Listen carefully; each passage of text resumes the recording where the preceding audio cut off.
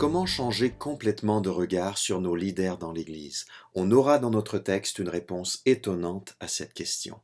On peut intituler Éphésiens 4, 7 à 16 La diversité au service de l'unité et de la maturité.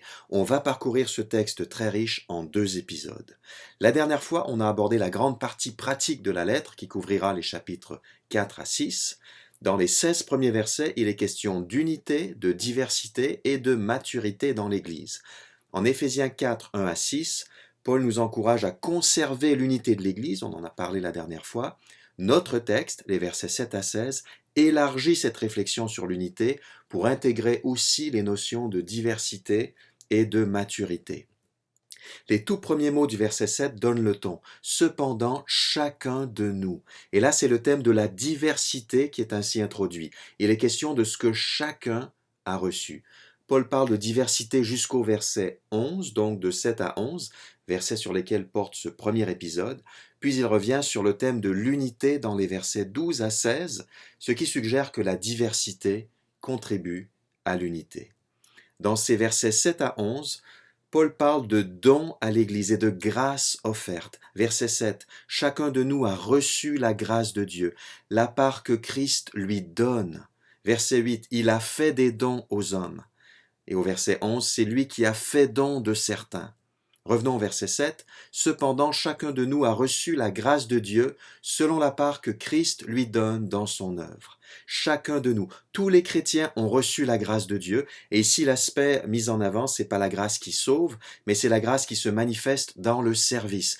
Dieu donne à chaque chrétien une grâce adaptée à la part que Christ lui donne dans son œuvre. Christ ne donne pas à chaque chrétien et à chaque chrétienne la même part dans son œuvre, le même rôle dans l'Église, la même fonction, mais ce qui caractérise tous les chrétiens sans exception, c'est qu'ils ne manquent pas de grâce pour accomplir leur service. La grâce donnée correspond précisément au rôle et aux responsabilités de chacun. La grâce est distribuée en fonction et en proportion du service attendu. Par conséquent, si tu es chrétien, sache que, premièrement, Christ te donne une part dans son œuvre. Christ t'appelle à jouer un rôle précis et nécessaire dans l'Église. Deuxièmement, Dieu t'accorde sa grâce pour que tu puisses jouer ce rôle de manière efficace et avec persévérance. Au verset 8, Paul cite ensuite le psaume 68, verset 19, et il l'applique à Christ. Je lis le verset 8, « C'est bien ce que déclare l'Écriture, il est monté sur les hauteurs, il a amené des captifs et il a fait des dons aux hommes. » Dans le contexte originel du psaume, il est question non pas de Christ, mais de l'Éternel. L'Éternel monte sur le mont Sion après avoir remporté la victoire sur ses ennemis. Paul transpose cette situation à la victoire de Christ. Ce n'est plus l'Éternel qui monte sur les hauteurs, c'est Christ victorieux qui monte sur les hauteurs après avoir vaincu ses ennemis. Et il ne s'agit plus simplement de l'ascension du mont Sion, il s'agit avec Christ de l'ascension à la droite de Dieu dans le monde céleste dont Paul a déjà parlé en Éphésiens 1, 20 et 21. Christ est dorénavant au-dessus de tous ses ennemis, les êtres spirituels rebelles. Dans cette citation du psaume 68 tel qu'il s'applique à Christ, Paul s'intéresse tout particulièrement à 2 éléments, comme on le verra dans les versets suivants. D'abord le fait que Christ est monté, Paul y revient dans les versets 9 et 10. Ensuite le fait que Christ a fait des dons aux hommes, Paul développe cette idée à partir du verset 11. Dans les versets 9 et 10, Paul commente la citation du psaume en expliquant de quelle manière Christ est monté sur les hauteurs. Verset 9. Or, que signifie « il est monté » ? Cela implique qu'auparavant, il est descendu jusqu'en bas, c'est-à-dire sur la terre. Dans un premier temps, Christ est donc descendu sur la terre, c'est une référence à sa venue sur terre, puis dans un second temps, il est remonté. On trouve un ordre semblable dans le psaume 68. L'Éternel est descendu délivrer son peuple et vaincre ses ennemis, puis il a regagné sa demeure sur le mont Sion. Mais revenons à Christ. Verset 10, « Celui qui est descendu, c'est aussi celui qui est monté au-dessus de tous les cieux, afin de remplir l'univers entier. » Après son séjour sur terre, Christ est retourné dans les cieux, plus précisément, il est monté au-dessus de tous les cieux. Selon certaines conceptions juives, il existait plusieurs niveaux célestes, plusieurs cieux. Ce que Paul indique ici, c'est que Christ a atteint le lieu le plus élevé et qu'il a vaincu tous ses ennemis.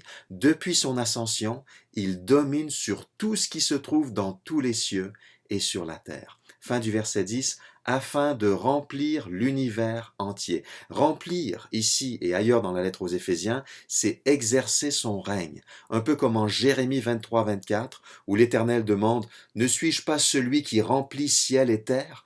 Christ règne donc sur l'univers entier comme Dieu lui-même règne, aussi d'après le verset 6 du même chapitre.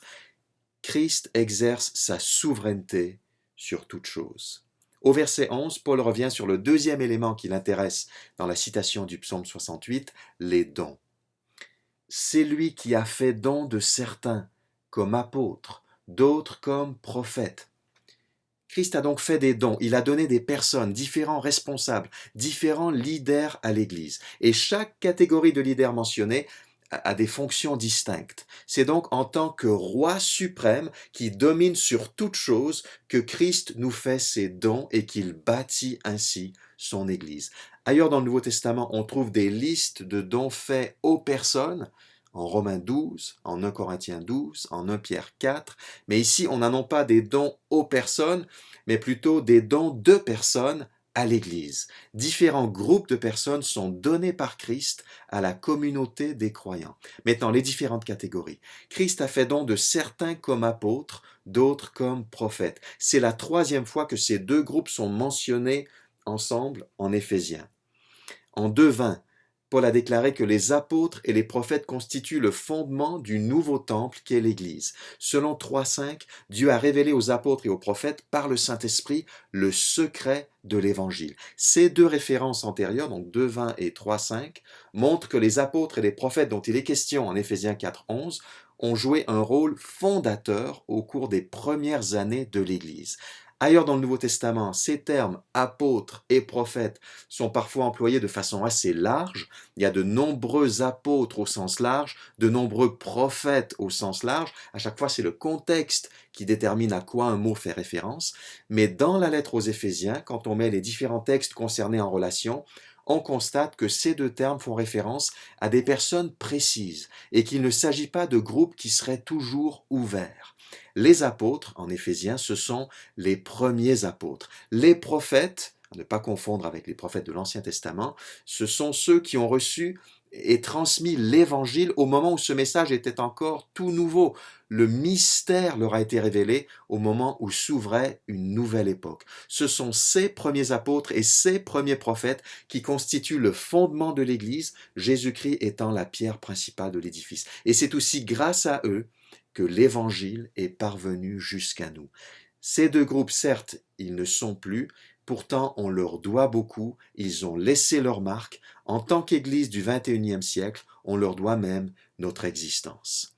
Christ en a donné d'autres comme prédicateurs de l'Évangile ou de la bonne nouvelle. L'Évangile, c'est la bonne nouvelle de ce que Dieu a fait pour nous par Jésus-Christ. Christ a donné à l'Église des prédicateurs de l'Évangile, c'est-à-dire des personnes qui ont des capacités hors normes pour la communication claire et efficace de la bonne nouvelle. C'est pas tout. Christ en a donné d'autres encore, comparables à des bergers, comme enseignants. Est-ce que les bergers et les enseignants constituent un seul et même groupe ici? La traduction du semeur le suggère, mais les spécialistes en débattent. Il pourrait aussi s'agir de deux groupes distincts. On traduirait alors d'autres comme bergers, d'autres encore comme enseignants. Mais peu importe la traduction retenue, intéressons-nous brièvement à ces deux termes. D'abord, les bergers ou les pasteurs, leur rôle est de conduire l'Église, d'en prendre soin, de la nourrir spirituellement, de la protéger, comme les bergers au sens littéral prennent soin du troupeau qui est sous leur responsabilité. Ailleurs dans le Nouveau Testament, les bergers sont appelés les responsables dans l'Église ou les anciens, ou alors les dirigeants ou les évêques ou épiscopes, ça dépend des traductions. Tous ces termes font référence au même groupe. Quant aux enseignants, quel est leur rôle précis? Il faut reconnaître que tous les groupes mentionnés au verset 11 enseignent dans une certaine mesure, mais certains ont une plus grande habileté dans ce domaine et l'Église les encourage à se consacrer davantage à cette tâche, à y investir plus de temps et d'énergie. Ils parviennent à bien expliquer l'Écriture et en tirer des applications pratiques qui interpellent les gens. Ce sont les enseignants. Une petite précision sur l'ensemble du verset 11, en pratique, ces différentes catégories peuvent se chevaucher. On peut imaginer qu'une même personne soit à l'aise, par exemple, à la fois pour annoncer la bonne nouvelle et pour enseigner toute l'Écriture. Donc il ne s'agit pas de mettre nos leaders dans des cases rigides, de les mettre en boîte. Paul lui-même est très souple quand il parle de ces différentes fonctions. Quelle est la vérité centrale de ce texte? L'encouragement pour nous aujourd'hui, nos leaders sont des dons offerts par Christ après sa victoire.